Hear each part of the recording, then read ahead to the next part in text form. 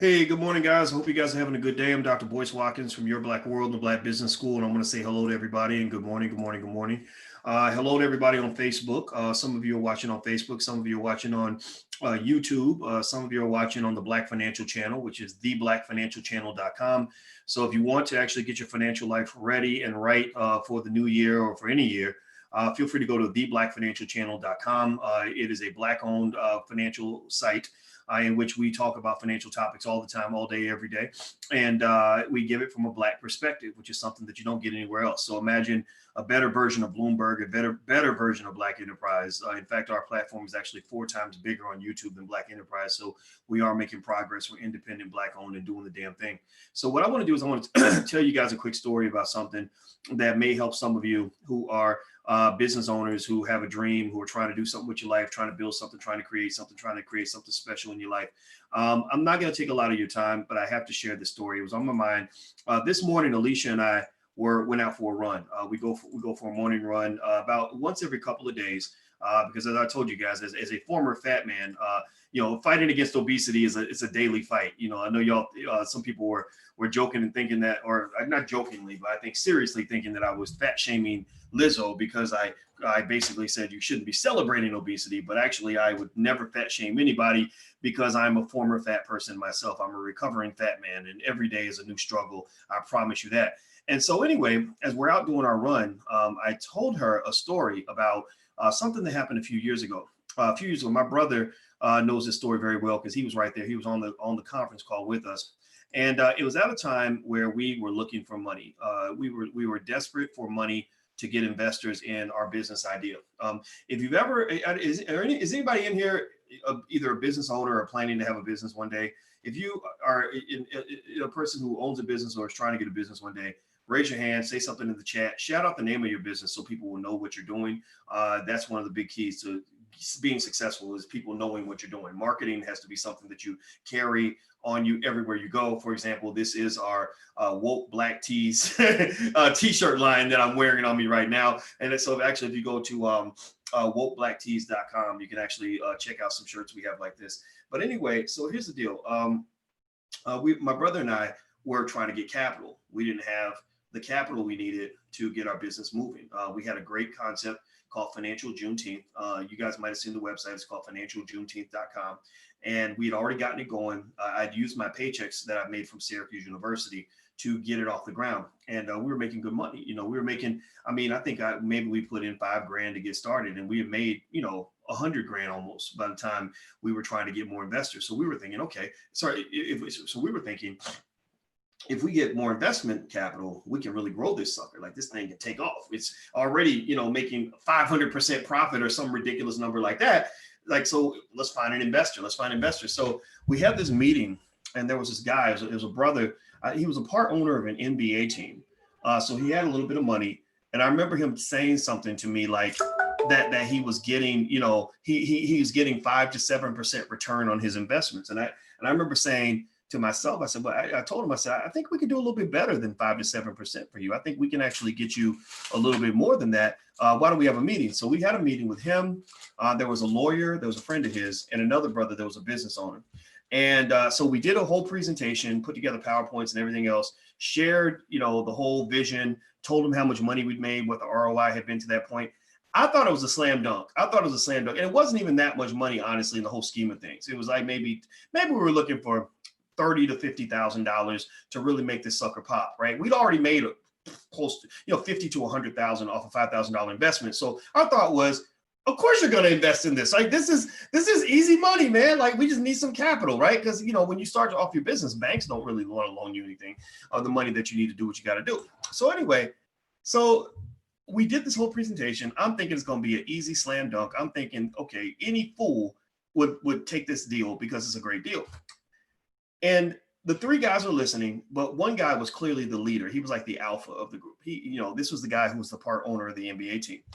And literally right when I'm finishing, I'm dropping the mic. I'm like, okay, how much money we gonna throw on the table right now and make this thing happen. And first thing he says is, I'm not interested.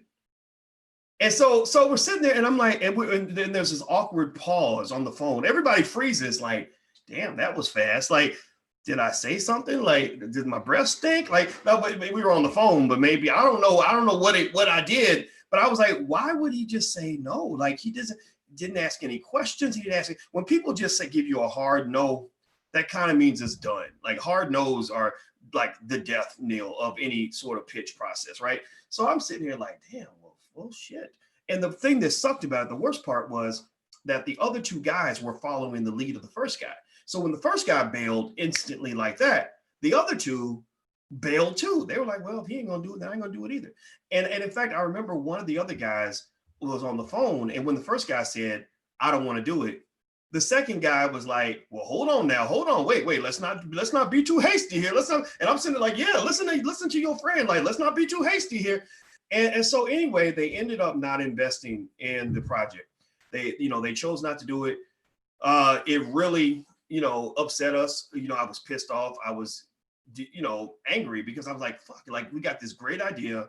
And a lot of you go through this, where you have this great business concept or something that's really doing well, and all you need is the capital to get off the ground, and you can't get the capital that you need to really do what you want to do. It was very, very frustrating.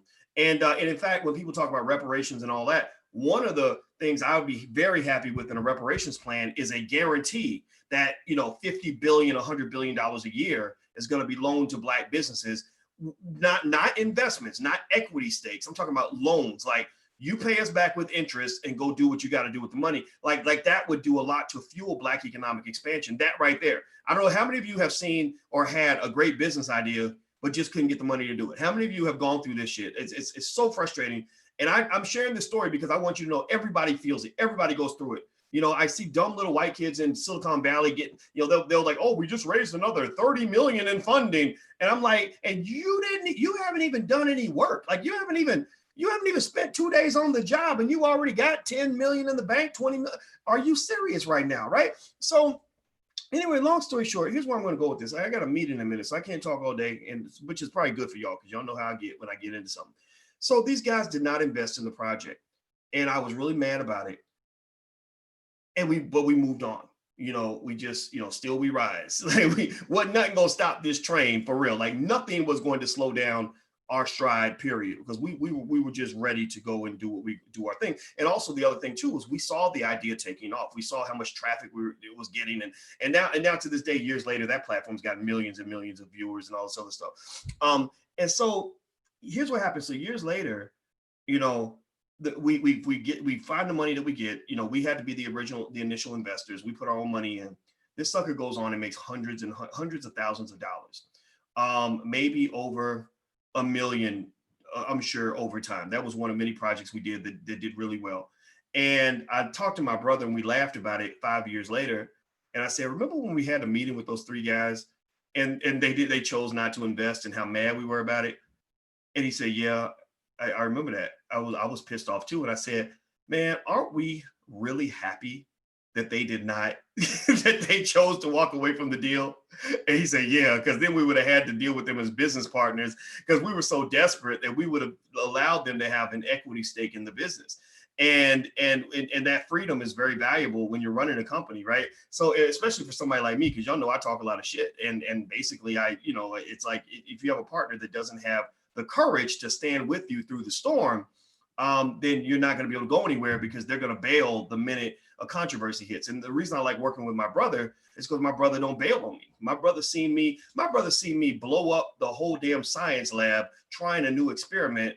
And he's so cool. He's like, oh, well, we got to start from ground zero again today, huh? Like, oh, so we got to start over again. Oh, okay. All right. Well, what we got to do, and that's the great thing about having good relatives that you love, and people that love you that you can work with, because that loyalty is, you can't put a price tag on loyalty. You can't put a price tag on somebody that's ride or die with you no matter what. Because sometimes your spouse will bail on you if it gets too hard. Your best friends will bail on you if it gets too hard. Your business partners will bail on you if it gets too hard. And I'm just telling you, when you go and you try to start a business with somebody, the first question you got to ask them is, you got to go back to the New Edition 1989 and ask them this. You got to say, okay, sunny days, everybody loves them.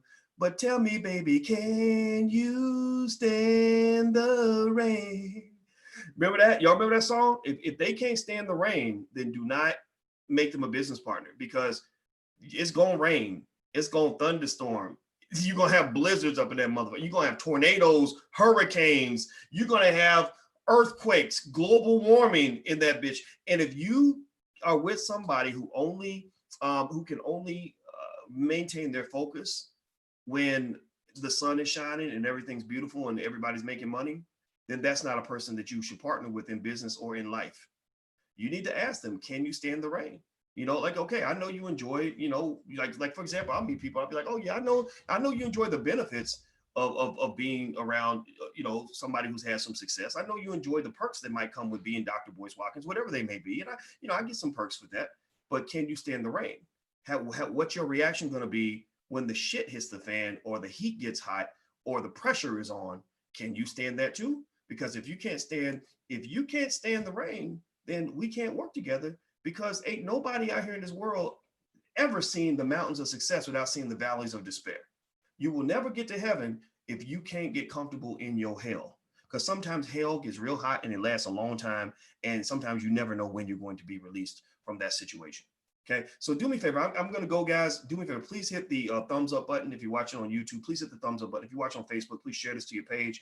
For anybody that needs any sort of guidance or support or inspiration on this, this is a real story. And I'm going to just tell you, years later, I look back at that whole situation where I almost let somebody invest for a small amount of money where they would have made a killing off of us. And I'm so thankful that they said no. And what I learned is that sometimes getting a no is the biggest blessing you can get. Sometimes people bless you when they reject you. Has anybody ever gone through this where you have somebody where you really love them at that time and you would have given anything to be with them, anything to get them to come back to you? And then years later, you're looking back and saying, thank God they rejected me. Thank God, she didn't come back, because my life would have been miserable by now. Does anybody go through that? Like, that's business is the same way. So I look at that and I think, wow, I was really mad when that guy rejected me, but I'm very happy that he did, because I would have lost like hundreds of thousands, probably over $1 million off of that deal if he had said yes. So don't let desperation cause you to make bad deals in life or in business. Also, don't give up hope on yourself. If what you're doing is a good idea and you're working hard at it consistently and you're doing your best, the tide can turn very easily and very quickly. And so I want to encourage everybody who's got that little business that ain't made a nickel. You're trying to get on the map and ain't nobody heard of you. You're trying to make an impact and you feel like you're not even making the footprint of an ant. You got to keep trying. You got to keep going. And that's what's going to make you successful. Okay, guys. So never give up on yourself. Very important. So anyway, guys, I got to go. Hit the thumbs up button if you haven't done this yet. Please hit the share, subscribe button. And also, if you want to learn more about business and things like that, feel free to do a free trial at theblackbusinessschool.com. That's theblackbusinessschool.com. And we have specialists on the line that can talk to you about your personal wealth plan and all that stuff right now, if that's something that interests you as we go into the new year or in beyond. Also, last but not least, we've got some seminars coming up. We got a really good one on how to get into hotel ownership. Our students were asking, well, how do we buy hotels? Because you guys know I went to Ghana with Mike Roberts, who's a billionaire out in St. Louis, who owns lots of hotels. And so one of the things we decided to do was basically get some experts on hotel ownership and how do people buy them, how they finance them, and they put together a curriculum that they're going to go through. And the seminar is in, I think it's January 3rd, something like that. So if you want to learn more about that, you can go to drboyceseminars.com. That's drboyceseminars.com. So I'm out of here, guys. Have a good day. And remember, tell me, baby, can you stand the rain? You can't stand the rain, then don't go for the sunshine, because good things happen to those who have the patience to go through the tough times. So I know times might be tough, but stick it out. You're going to get there. Talk to you later.